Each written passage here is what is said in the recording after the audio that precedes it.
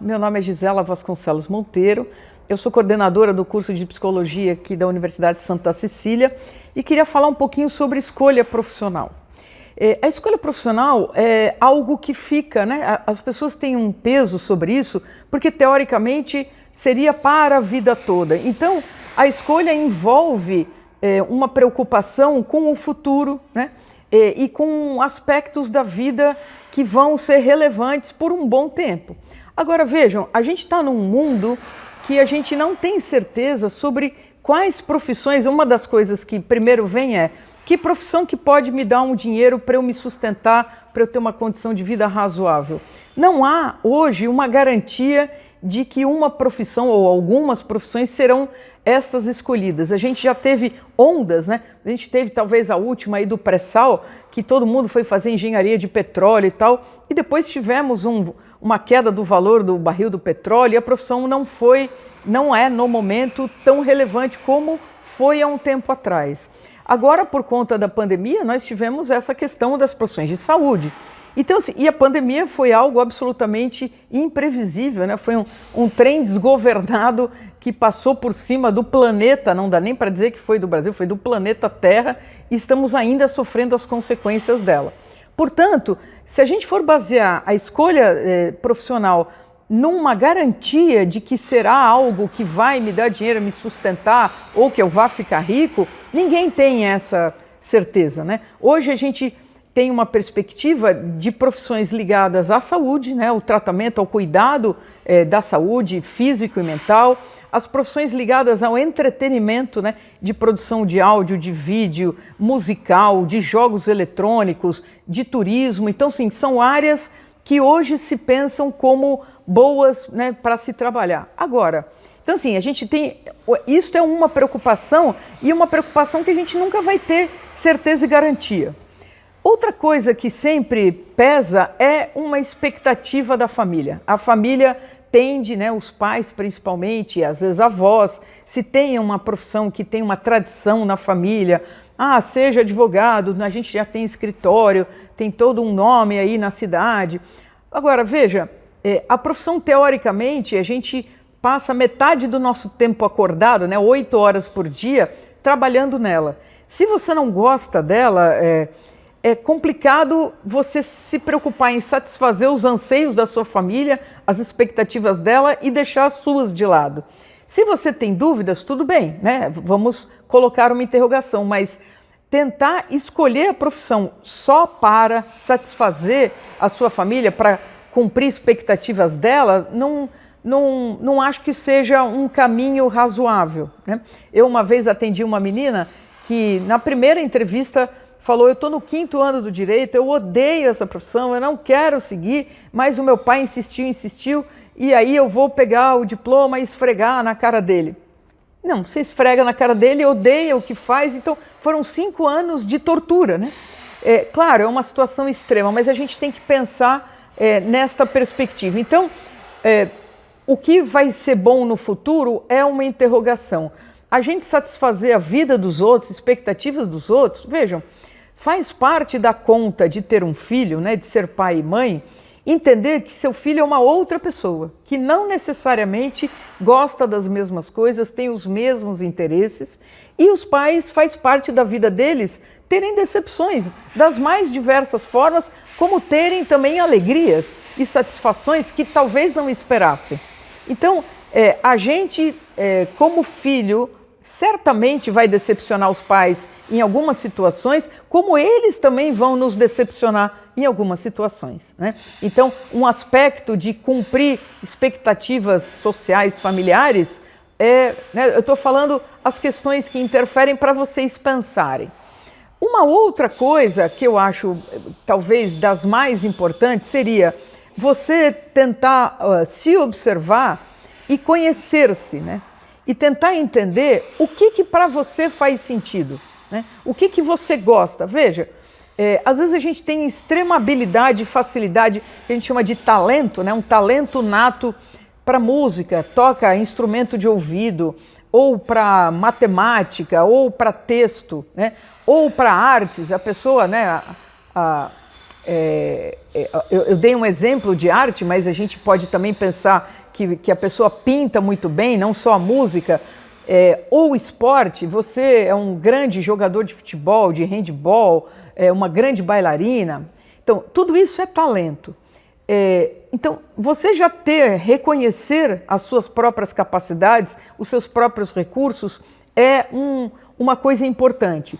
Comece pensando o que você gosta, que área te interessa.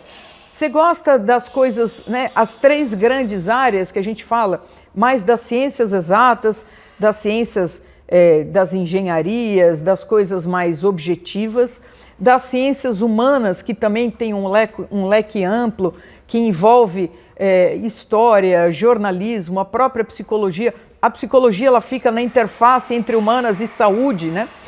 As disciplinas biológicas de saúde. Então, você começar a pensar em grandes áreas é uma coisa. Outra coisa é o tipo de trabalho. Quer dizer, você é uma pessoa mais introvertida ou extrovertida? Você gostaria de um tipo de trabalho mais analítico, mais reflexivo, porque você está acostumado a ficar sozinha? Não tem certo nem errado. As pessoas... hoje o mundo ele valoriza o extrovertido, o vendedor, o falastrão, o que se dá bem com todo mundo, o que está na rede social, mas tem gente que não é assim. E o mundo precisa também dos reflexivos, dos introspectivos, dos analíticos. Tem muita profissão na qual essas qualidades são importantes. Então, você é quem, né? A gente está falando de 2 extremos. O introspectivo o barulho a atormenta, a confusão, a balbúrdia, a agitação incomoda. O introspectivo gosta mais de ficar só, de ver filme, de ler, de pensar sobre as coisas, né?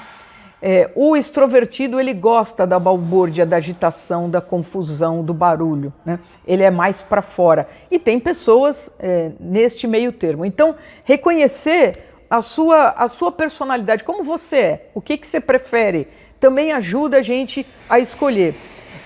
E eu penso que hoje a gente tem muitos estudos que indicam que mais importante do que a inteligência, vejam, e a inteligência não é um atributo dado, você não nasce com uma inteligência X e ela é imutável. Hoje sabe-se que ela pode ser estimulada, desenvolvida, aprimorada. E isso...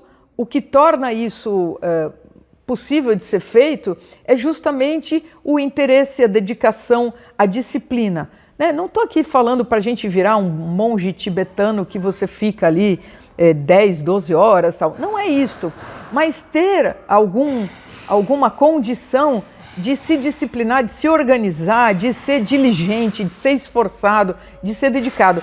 As pessoas de inteligência média, mas que sejam dedicadas e esforçadas, têm mais chance de crescerem na carreira do que aquelas pessoas que têm um talento, mas que são bagunceiras, desorganizadas, não assumem responsabilidades, né? Então, essa capacidade também, este treino para você ir avançando aos poucos é muito importante, né? Uma sugestão que eu dou, se você tem dificuldade de se auto-observar, é conversar com as pessoas que estão perto de você. Familiares, amigos, professores, né? Uma vez uma professora falou para minha filha mais velha que achava que ela escrevia razoavelmente bem e que a enxergava numa profissão na qual o texto seria algo importante, né? Isso, de fato, teve uma repercussão nela. Então, pergunte para os seus professores como eles te enxergam, fazendo que tipo de atividades, né? Isso também pode te ajudar. Então, você reconhecer as suas habilidades, as suas competências. Às vezes você, por exemplo, gosta muito de uma coisa, de esporte, mas não se sente habilidoso você como esportista, né? Não tem nenhum esporte que você pratique bem, mas você adora acompanhar a Olimpíada, acompanhar campeonatos. De repente você pode ser um treinador, você pode fazer educação física, não para você praticar, mas para ser um treinador, um esportista, de comissão técnica, né? Que também é uma coisa, uma possibilidade. Então, não existe, quando as pessoas também falam muito de fazer teste vocacional, né? que hoje a gente fala de teste profissional e tal. Esses testes, eles vão justamente te ajudar a se observar e a entender esse universo no qual você está inserido, né, que você pertence. E normalmente eles não dizem uma profissão. Eu penso que os bons trabalhos de orientação profissional não são objetivos claros e diretos do tipo faça medicina, seja vendedor, seja empreendedor, trabalhe com estética. Eles vão dizer essas áreas, como eu citei, olha, você tem um talento para humanas, você é bom de relação pessoal, ou você não, acho que você tinha que estar num trabalho mais... A gente está vendo agora a supervalorização da ciência, né? Dos cientistas dentro da biologia, por conta aí da descoberta das vacinas. São pessoas que ficam em laboratórios sozinhas, lendo, estudando, analisando dado, horas e horas e horas. Precisa gostar disso, precisa saber ficar consigo mesmo, né? Não é aquela pessoa que está num tribunal ou que está na rua, no seu comércio ou no seu negócio, tá? Então, esse aspecto da compreensão de si mesmo e do entorno, do que te atrai, do que te agrada, ajuda. E uma outra coisa que eu penso que, para finalizar, na medida em que você já fez um funil, né, dessas grandes áreas e tem já um grupo menor de opções, algumas pessoas de pequenininho pensam assim, sempre sonhei desde pequenininha em ser pedagoga, em ser professora. Outras pessoas têm um grupo de interesses e não tem uma definição precisa. Então, se você já conseguiu agrupar esses interesses, pense então, vá atrás de informação, entre nos portais das universidades. Aqui, por exemplo, no portal da Universidade de Santa Cecília, tem todos os cursos de graduação e você entrando em cada curso, você vai ter as disciplinas, as possibilidades de trabalho, o campo aberto para cada profissão, tá bom? Então, por último, eu sugiro isso, que você se informe, que fale com profissionais das áreas, que veja como está o mundo do trabalho nessas áreas, nessas profissões que você pré-selecionou, tá bom? Então é isso, a escolha profissional não é uma coisa simples, não é uma coisa fácil, e leve tempo, gaste um pouco de tempo, não faça isso impulsivamente, meia hora antes do momento de fechar as inscrições para um processo vestibular. Ganhe tempo, faça com calma, que eu acho que você vai achar o seu caminho, tá bom?